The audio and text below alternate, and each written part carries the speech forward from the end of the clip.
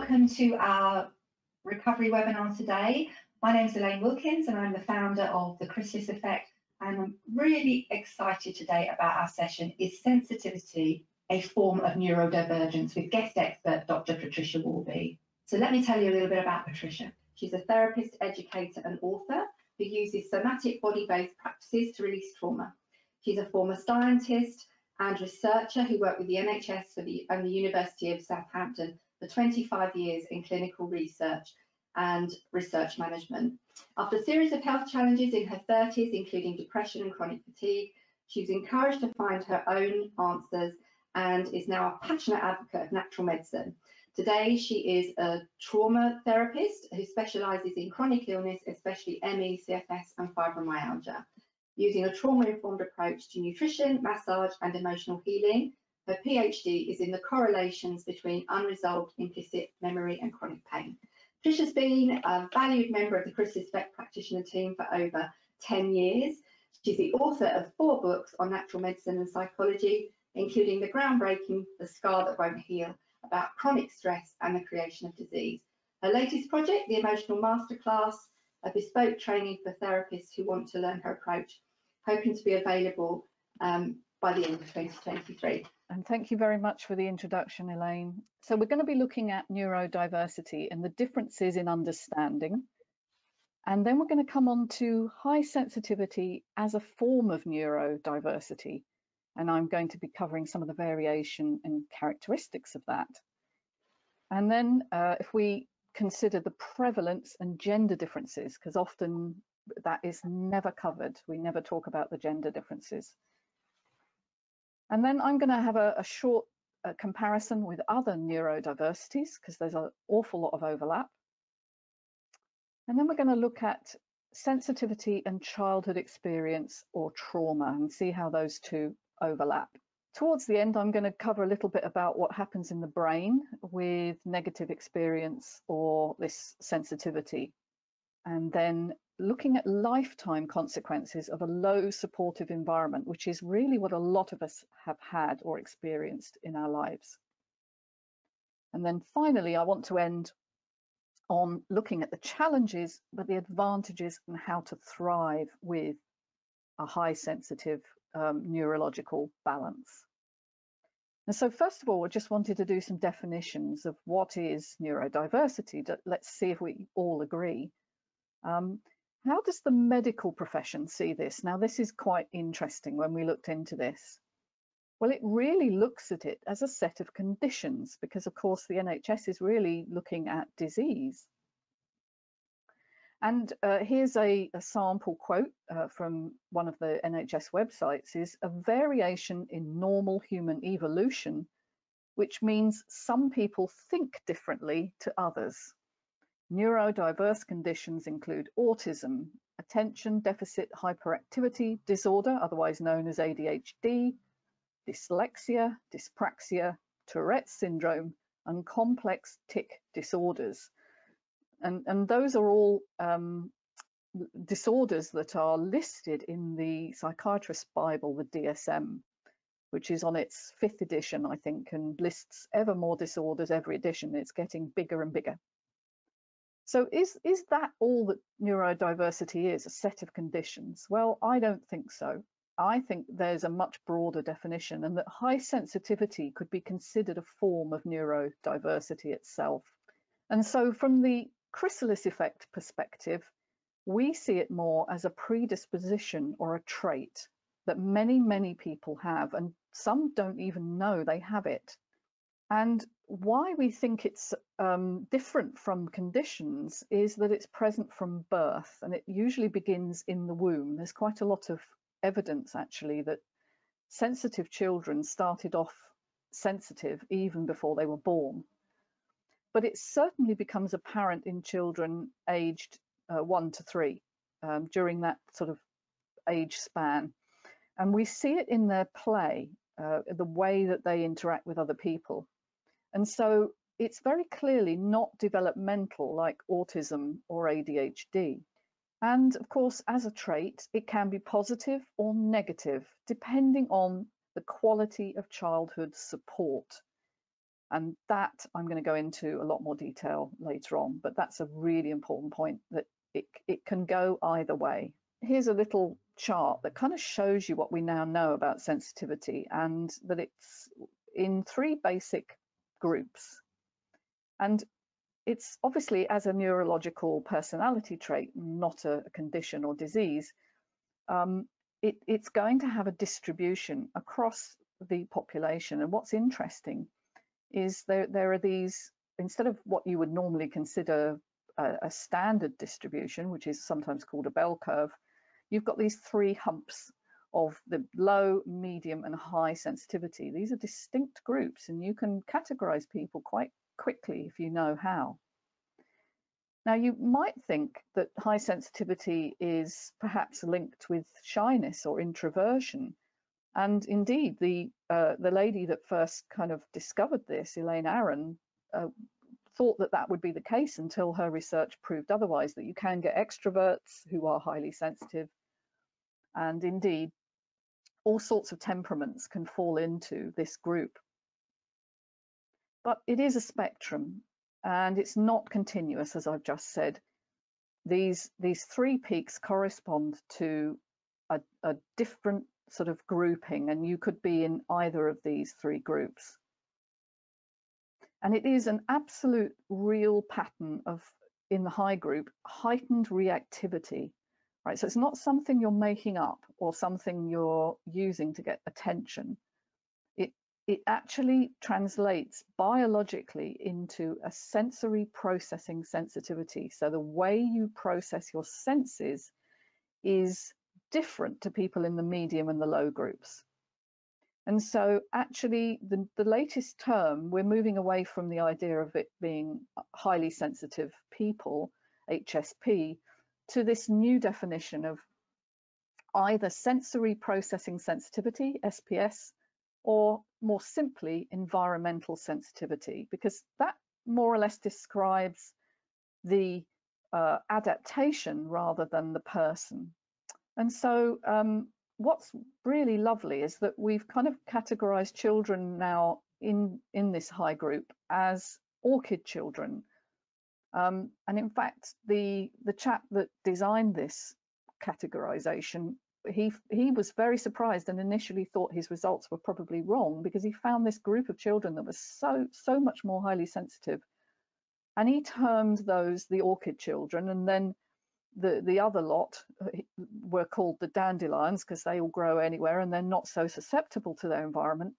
And then more recently, this medium group that we've just discovered have been dubbed the tulips. So it's all flower analogies here for some reason. But you'll see that the scoring there just below the graph is, you know, highly sensitive people around about 20, some say up to 35%. The middle group are the most numerous, 41 to 47%, and the low group 20 to 35 again. Now, there's a lot of argument about that. You'll find different figures out there, but that's very roughly it.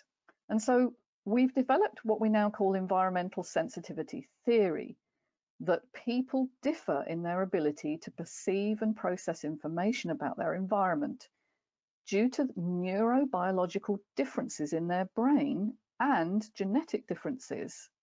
Okay, so again, we see that there are real physiological changes in this person that make it more difficult for them to process things sometimes in ways that feel comfortable.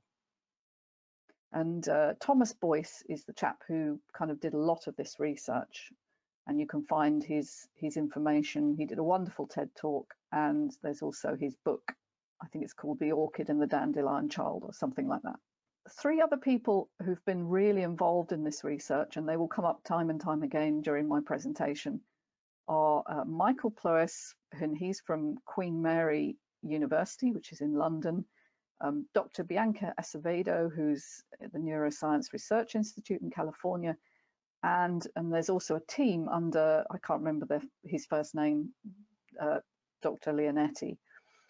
But you can see that we have a vast array of information now that we didn't have 10 years ago. Certainly when I joined the Chrysalis Effect 10 years ago, it is my 10-year anniversary. we didn't have this knowledge. And so this is why we thought it would be really important to bring this to you today. And now just a word then on, let's give you the 4 characteristics of sensitive people, or this sensory processing sensitivity. And it can be really easily memorized by the mnemonic DOES, D-O-E-S. Depth of processing is the D. You know, we process things more deeply. We can be easily overstimulated or over-aroused. E is emotionally reactive, and sometimes showing extreme empathy. And S is sensitivity to subtle stimuli. You know, things other people miss, we tend to notice. And so once again, we see this gradation, but we're looking at the orchid end of the spectrum, the high sensitive people. And it actually has 2 components. It has a heightened perception of sensory input from the environment, as I've said. This a perception of sound, smell, taste, and touch will be extremely heightened compared to other people. You will notice things that they will just miss. And the second part is the cognitive processing, how you think and how you reflect on things in your environment. So the information that's coming in, how you perceive it, you tend to think deeply about things and reflect on experiences much more than other people do. Have you ever been told you think too much? I was told that all the time as a kid. And so I like to think of it that sensitivity is the gun, it's the kind of the thing, and environment is the trigger which fires the gun. And so the key is, what sort of environment are you in, and what sort of environment did you grow up in? And of course, we know that can be positive or negative. And then there are the gender differences. And I really wanted to cover this because, as I said, so many people miss it out. And there's a really quick question for you. Are women more sensitive than men? You know, popular culture tells us that, doesn't it? It says that, you know, women feel more things, notice more things. Well, it turns out that the research shows us no, that 50% of highly sensitives, as you'd expect, are men.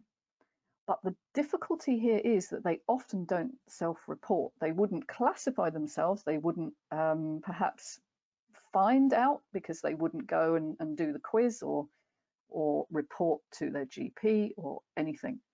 And so this cultural bias keeps men in the dark, really, about their own sensitivity. And indeed, it actually crushes it.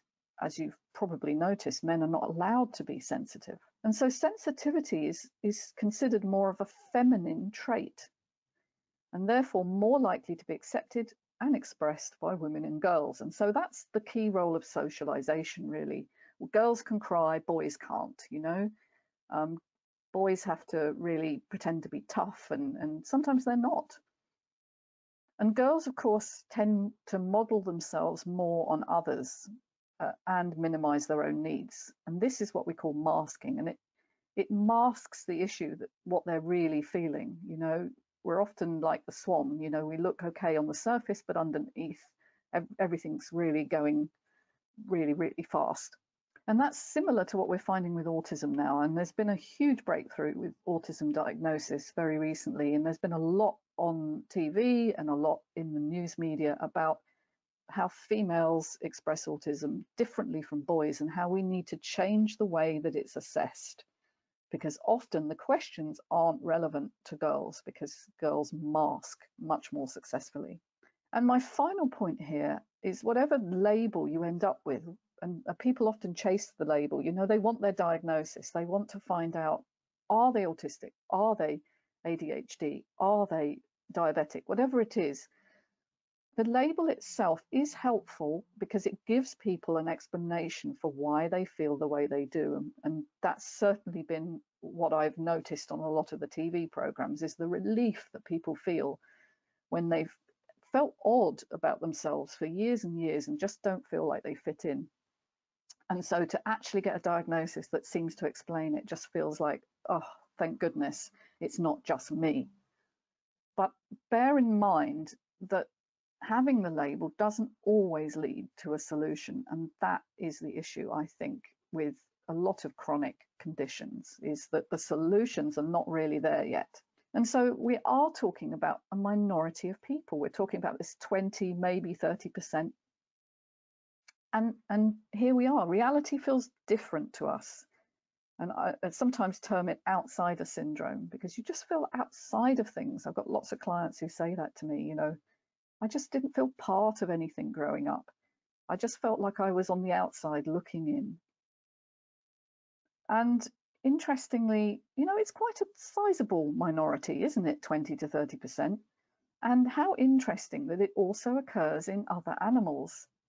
That you know, dogs, cats, horses, you know, you name it. They found it in worms, believe it or not, in rats, and in mammals, that there is this sort of group that have a higher sensitivity than the majority. And so as a minority state, it's often misunderstood by a mainstream world. It's misunderstood, it's perhaps pilloried or ignored.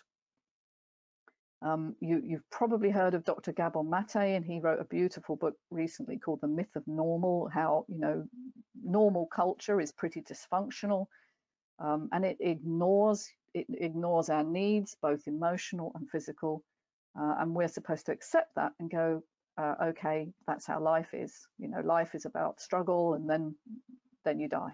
But there's so much more to it than that. And, you know, if we really embraced being highly sensitive, then the HSPs out there wouldn't feel so wrong, you know, because often they feel out of place, they don't fit, whether it's at home, school, or eventually work when they grow up.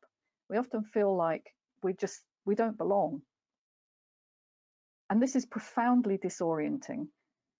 And we may grow up feeling like that, but keep it to ourselves. But then when illness strikes, as it did me, it creates a downward spiral, because basically you've already felt like you were wrong and to blame for things that happened to you. And now this other thing has come along and taken away your health. And you have a huge amount of anxiety around that. Is it me? Is it me? What have I done to deserve this? And then you feel really displaced. You feel like you've lost your meaning and your identity, because you're no longer maybe working, or perhaps you can't maintain your social life anymore and you lose your friends and so on. And so there's this comparison and rumination that are features of sensitivity that particularly come in when you get ill and you can't fix it. But remember, it's innate and intrinsic to a person. So it's not something you can want to wish away. Actually, it's something you need to embrace. And we now know it doesn't change over the course of a lifetime. It may have periods where you feel more sensitive than others, but essentially this is how your neurobiological balance is. And so it's intrinsic to you, and you were born with it.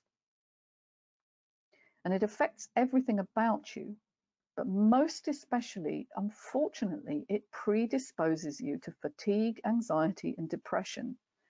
Now, the problem is here that it's setting you up to react so strongly to things that if your environment is not conducive or supportive, your stress response goes into overdrive.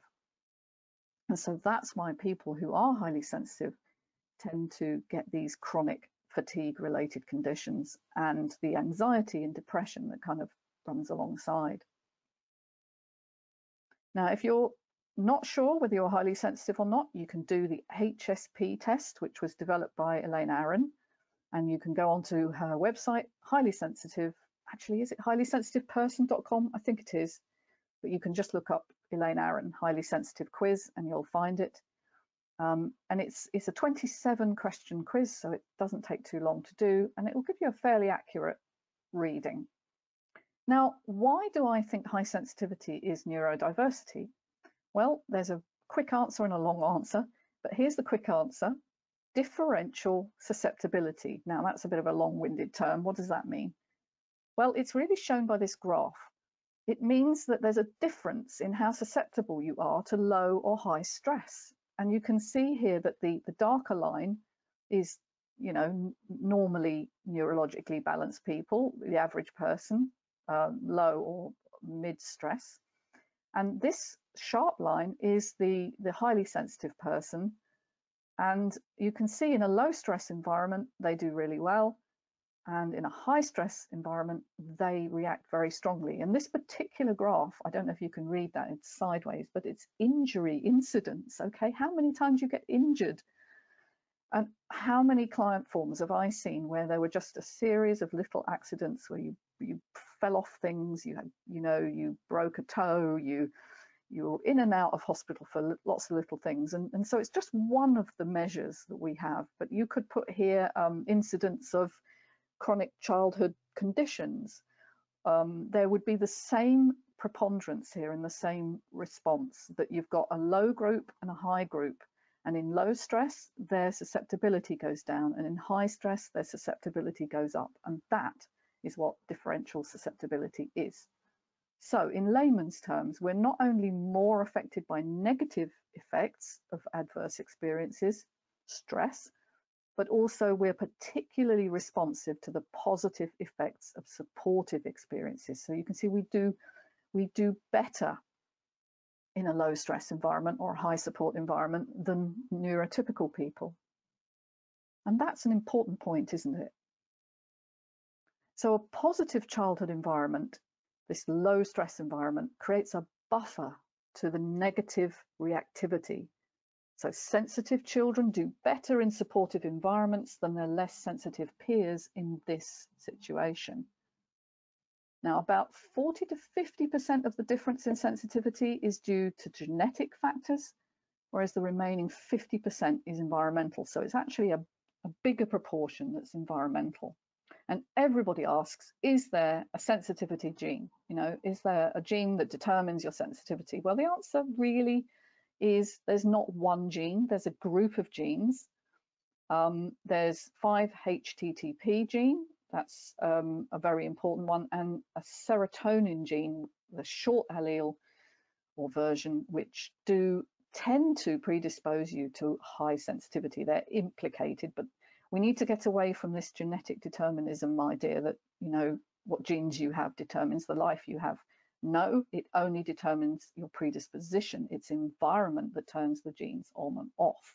So it's more of a combination of your overall genetic sensitivity score that would set the predisposition, and then your environment is the key, is the trigger to whether you will express certain characteristics.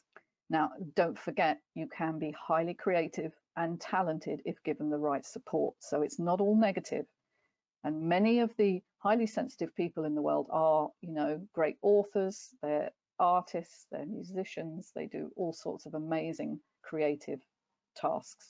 And then I wanted to just compare with some other developmental neurodiverse conditions and look at diagnosis and labels. And I've created a little table here. Now, I am not an expert on autism spectrum disorder or ADD or ADHD, so please take this with a bit of a pinch of salt. I've done a very rudimentary comparison here, but I am an expert on SPS because I am one, and I've spent my whole life really, and certainly my professional life in the last 10 years, learning about it. So if we look at these characteristics, easily overstimulated, well, we know that that's an SPS characteristic. It's also a characteristic of both autism and ADD, ADHD. Empathy or sensitivity to social cues. Now, how interesting that this one kind of differentiates us. We tend to be more empathetic and more sensitive to what's going on in our environment. I mean, sometimes to the point of shutdown, it has to be said. Sometimes we'll dissociate because we can't cope. But it's not because we're not picking up the signals. Now, with autism, it's often the case that people don't pick up the social signals, and with ADHD, they're often not able to either. And so that is a differentiating condition. And then withdrawal, taking yourself out of situations, finding yourself alone and feeling like you don't want social contact. That seems to occur with autism, but not so much with ADD. In fact, people will often be seeking others to kind of act out their anxiety with. and there's this frantic, frenetic activity. And then high sensation seeking, you know, looking for beauty, truth, meaning, bungee jumping for some people, not me. And we see that not so much with autism, because they find it difficult to process meaning and difficult to take. They do perceive beauty and truth, of course, but they find it very difficult to process. And ADD, ADHD, yes, they're very sensation-seeking people, probably more so. Sensitivity to sensory stimulus, that's sound, light and touch. We all have that. That's a common one. And whether it's present at birth, yes with SPS, yes with ADD to some extent, although I think there is an environmental component to that as well.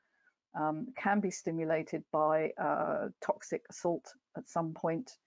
But with autism, no, it's developmental. It tends to come on later on. And so all of these things, as you can imagine, with that kind of overlap, are very often misdiagnosed.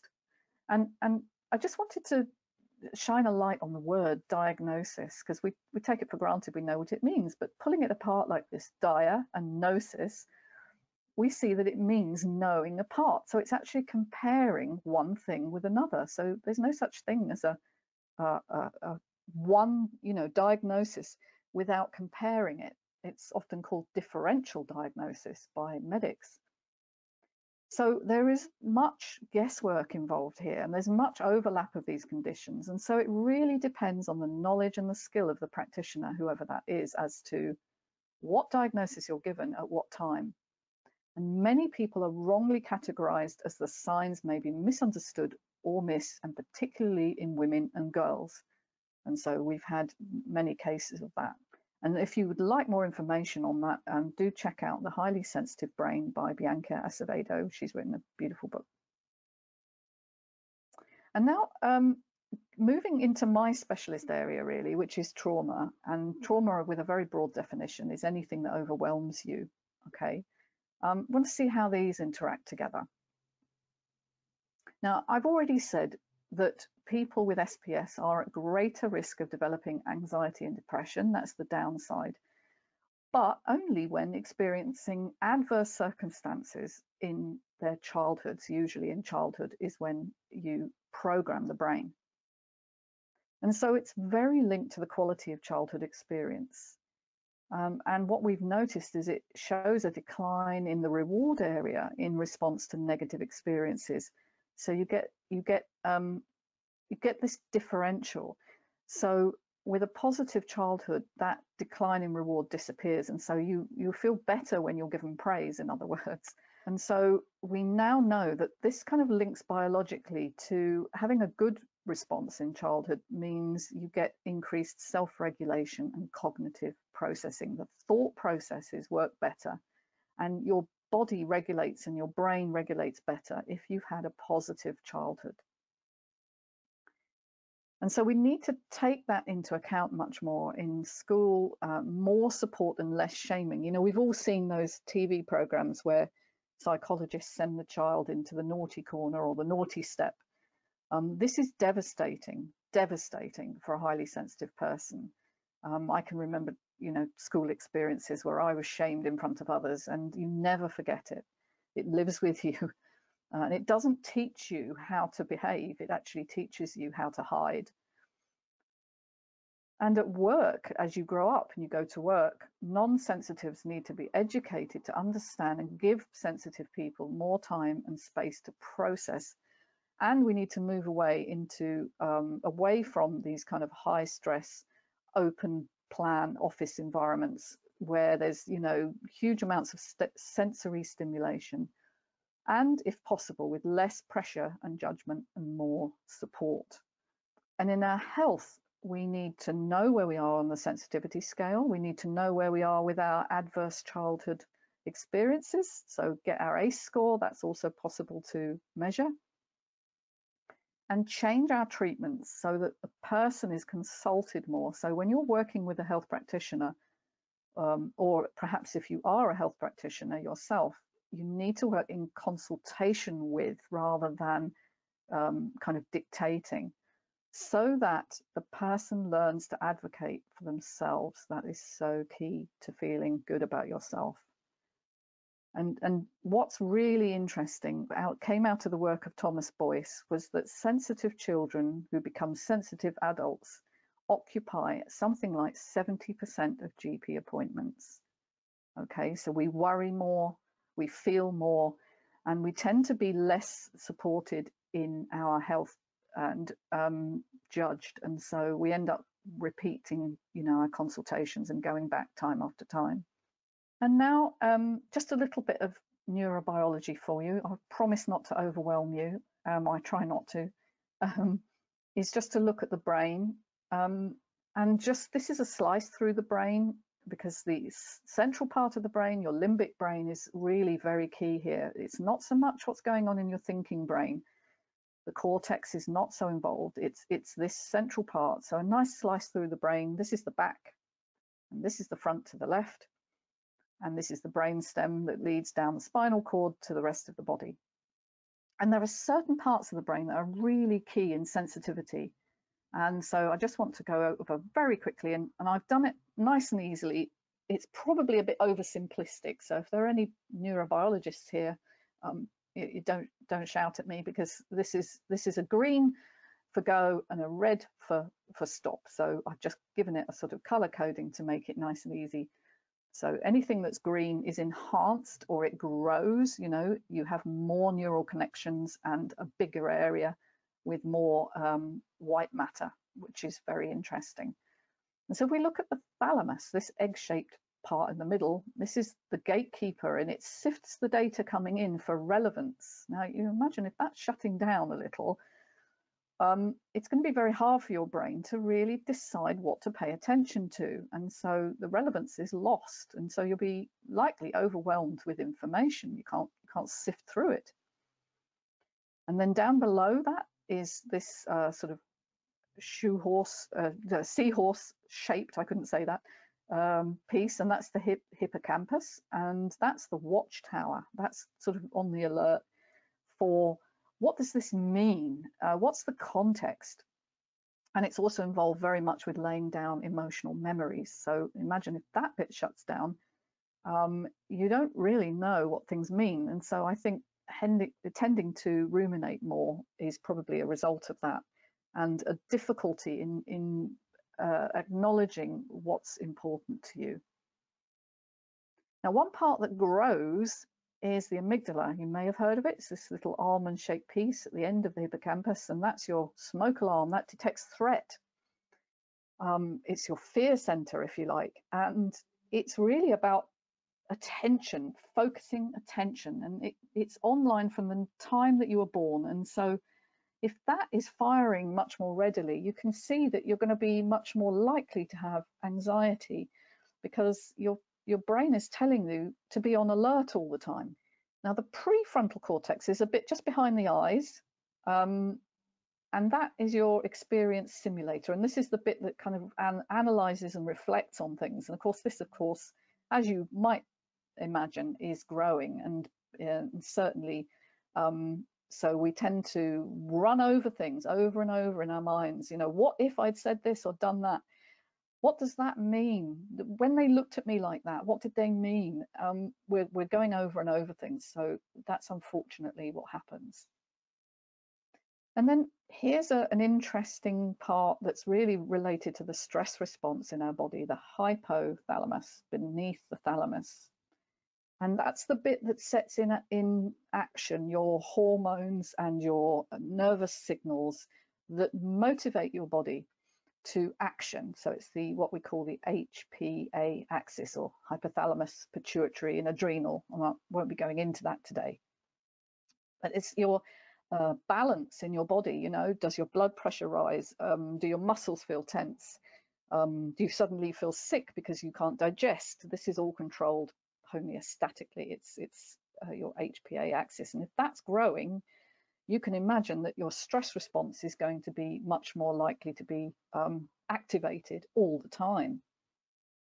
And then there are a couple of more unusual parts of the brain which you might not have heard of, and I don't want to dwell on them too long, but the insula, which is this part over the top here, is your emotional processing. It's where you feel your empathy or sometimes disgust, you know, when people have transgressed your values. And that grows, and so we do much more emotional processing than everyone else, and we're likely highly empathic, and we sometimes feel very offended by people who've done something to hurt us or have you know, said or done something that we feel is really not acceptable. And then finally, we touched on this earlier, but we didn't give it a name, was your reward center in your brain is also highly stimulated, and it's called the ventral tegmental area. And it's the site of dopamine, the dopamine response, which is, if you've ever known anything about addictions or cravings, this bit is being really heightened, and so you're much more likely to keep doing something that maybe might not be good for you because you're getting much more reward for it.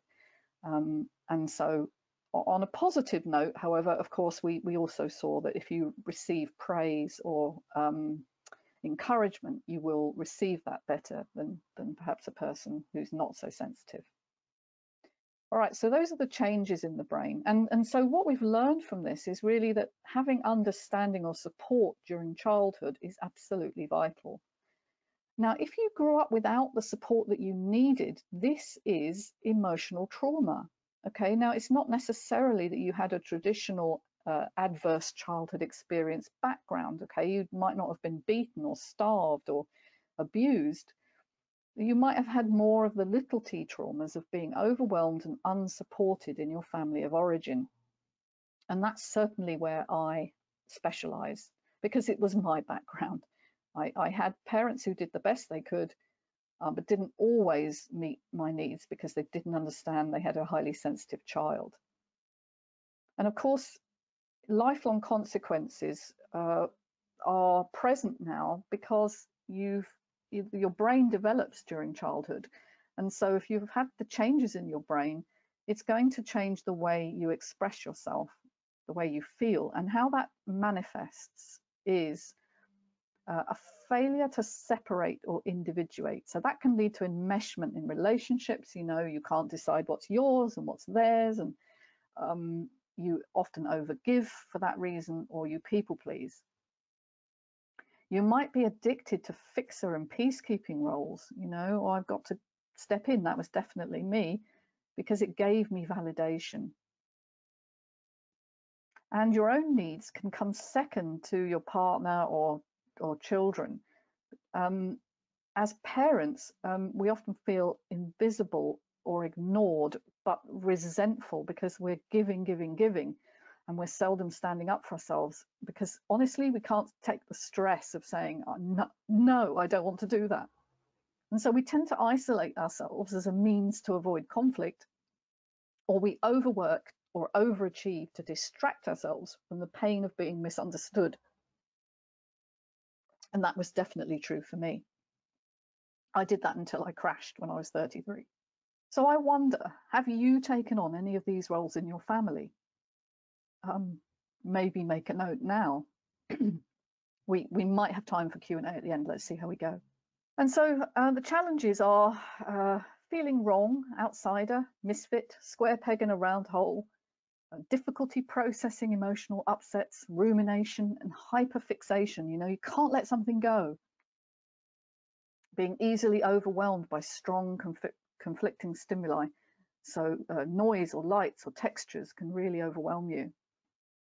You can get triggered around strong personalities or implied criticism. You may adopt these people-pleasing behaviors, therefore, to avoid that. And of course, this incredible empathy that we have, we mirror others' emotions and we feel things acutely, but we often feel helpless to intervene and therefore end up feeling responsible for everything. It's all my fault.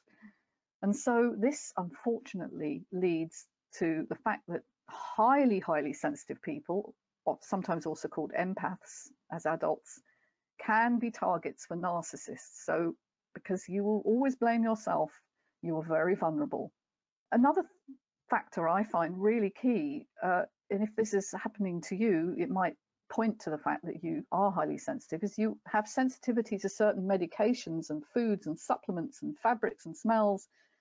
I'm highly sensitive to anesthetic, so if I ever have to have an operation with anesthetic, I know I'm going to throw up afterwards multiple times, and I often have to take half the dose that I'm given of anything, and certain foods will trigger me and other people will be absolutely fine having eaten the same thing. We can detect atmospheres or unspoken feeling in a room or a situation. You know, we just feel it. We just know something's off, and we're reacting to that, of course. And change, transition, and endings are incredibly hard for sensitive people. And we take relationships really seriously. So we're very hurt by misunderstandings or judgments or injustice in them. So which ones can you identify with there? Just take a moment maybe to jot down. We will obviously have the recording, so if you want to come back to this. You might need quiet time to reflect or regroup. That's what I certainly have to have.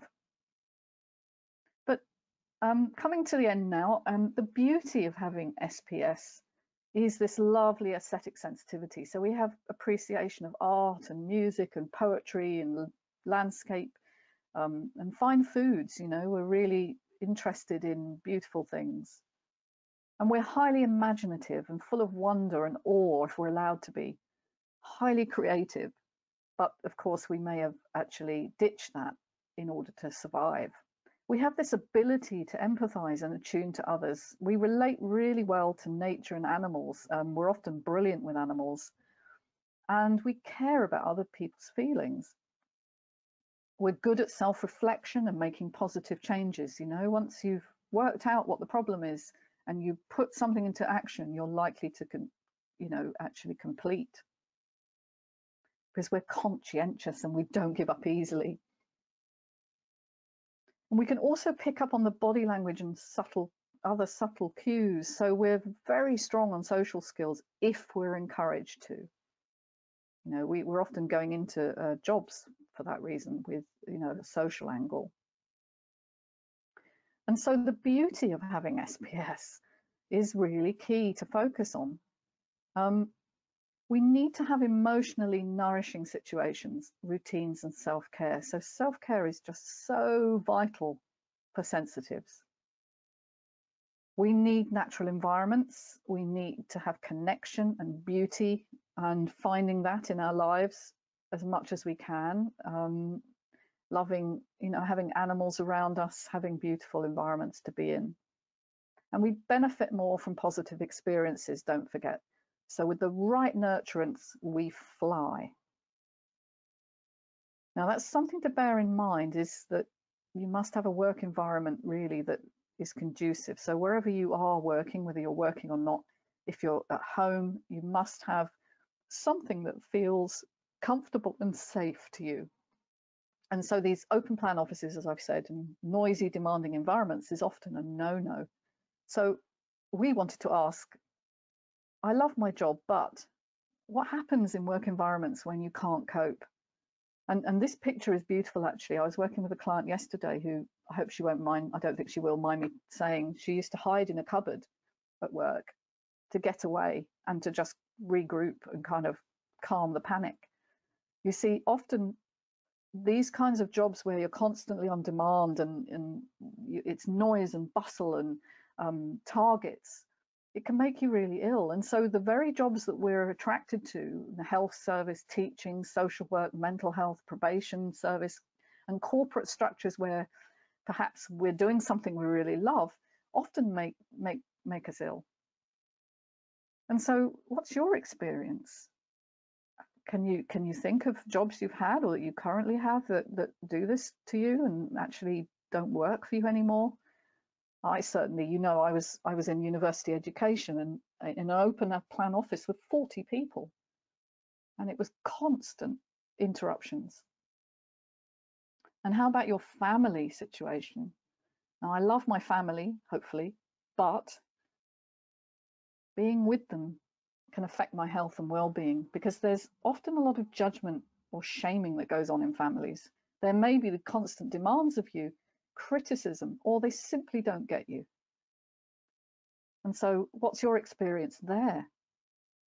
And now I think this is my final slide. How to thrive with SPS then is to understand that the trait is real, first of all. Don't give yourself a hard time. You're not making this up. And design a life that is compatible to that. Understand that this is something you're born with. Also, you can reframe the past in the light of that understanding. So the fact that maybe you didn't get your needs met is just that you have higher need for support than perhaps your family were aware of. And if you do have past trauma, you know, encouraging you to heal that is really vital. And it is now very, very possible and not as difficult as you would imagine and not as traumatic. It's actually a gentle process. And finally, number 5, know and be supported by other sensitive people. Okay, this is vital to be known and seen and understood by people who feel the way you do. And by the way, these aren't my 5 points. These are Elaine Aron's 5 to thrive. So I wanted to give her credit for that. And also, obviously, the CE program is set up very much with sensitivity in mind. And I've also got a couple of courses, Thrive and Emotional Audit. And my new book, which is hopefully out summer 2023, I'm currently writing it, is the Highly Sensitive Handbook, which I'm going to be looking at sensitivity in the light of chronic long-term conditions. I lied, it wasn't my last slide, but here we are. In addition, avoid overwhelming situations. So just making sure that if you can, you avoid unnecessary conflict, busy spaces. So if you're going to go shopping in supermarkets, go at quiet times. I can remember going in lockdown to the large supermarket because everything else was running out. In the small ones, I went to the large supermarket in our area and I had to get out within 10 minutes. I just couldn't cope because not only was it sensory overload, but there was all this panic and panic buying, and it just completely overwhelmed me. Live your values, right? You may not know what your values are. You need to find them out, okay? And there are various exercises in the program which will help you do that. Don't panic about it. You just need to kind of start to assess what's important to you. And foster self-compassion, all right? Self-compassion. You have plenty for other people, but I bet you're hard on yourself. And release any guilt and shame that you may have. Set clear boundaries with others. Spring clean your relationship group. So if there are people out there who are draining you and criticizing you, you know, if it's possible to let them go, let them go. And spend time in your ideal environment if you can, you know, in nature, just being.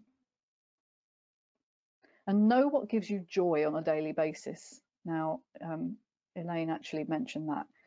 So it's so important to bring joy into your life. So thank you very, very much. Well, thanks so much, Patricia. Lots of comments coming in saying could relate to absolutely everything on on there, which is no surprise because that's the community that we've built. You know, people, we know that before the person that sends in a health profile has often any concept around the sensitivity side and how vital this knowledge is, isn't it, for self-awareness, for letting go of so much that causes us so many problems, and of course for recovery. Yes, it can hinder you hugely if you're not aware of it.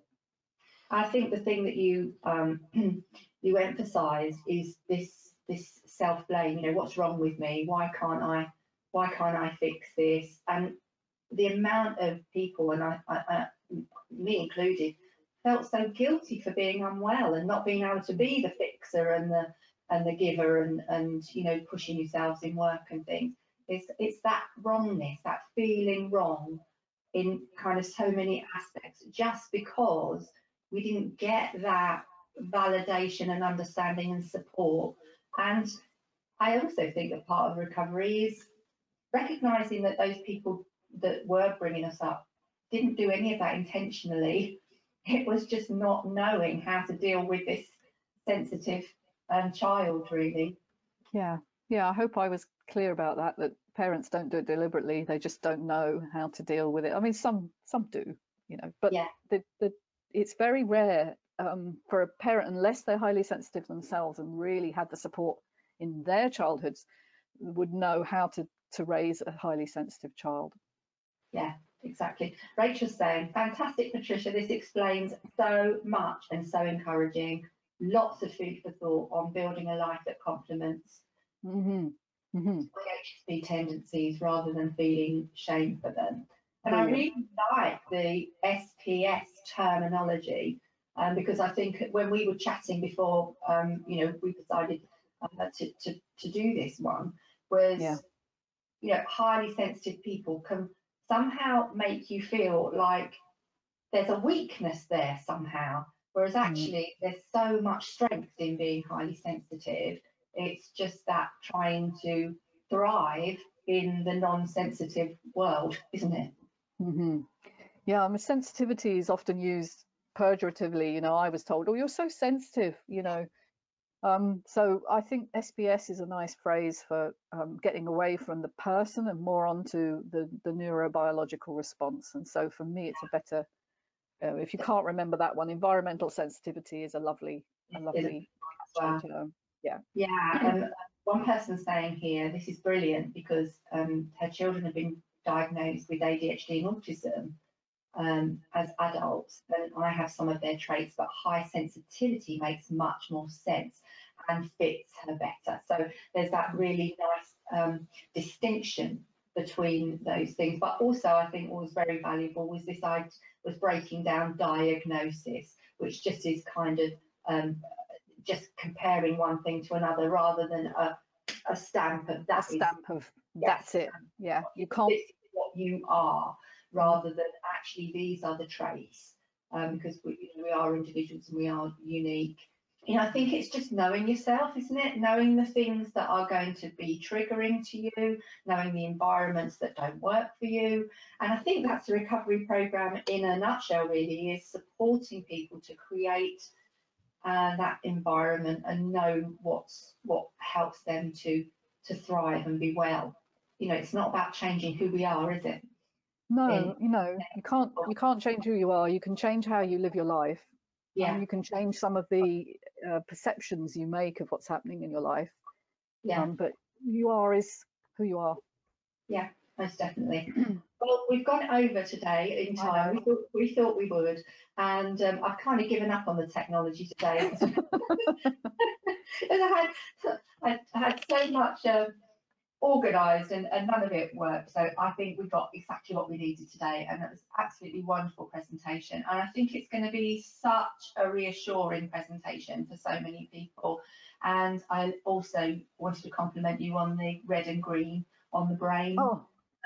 Because I just needed to make it simple. It made it simple, and these are the things that are enhanced in sensitivity, and these are the things that literally go offline when we are under stress and trauma. So yeah, lots and lots of people recognizing that. Somebody saying here, I love my mum, but I was more the parent than she was. I always had to look after her. She confided in me too much, especially when I was younger, and that is an absolute small t trauma, isn't it? Being given information and things to deal with that you just do not have the capacity to deal with. We're powerless as children about what is kind of said to us and positions we're put in often. Yeah, our brains are not actually mature till we're 26, so bear that in mind. Wow, that's a really good point, isn't it? This person saying, no wonder I ended up as a counsellor but couldn't switch off. Poor boundaries, I had to stop as it was making me ill. So I love my job, but how many times do we hear that? But the actual environment is so toxic for a sensitive person, and sometimes people think that we're trying to get everybody to give up their jobs, or it's not that at all. It's about really seeing if you can continue in that type of work, or is it the work itself that we just don't have the sort of predisposition to be able to cope with. It's about designing a life that fits you, and sometimes it's possible to do that in stages. You don't have to jettison everything. No, absolutely.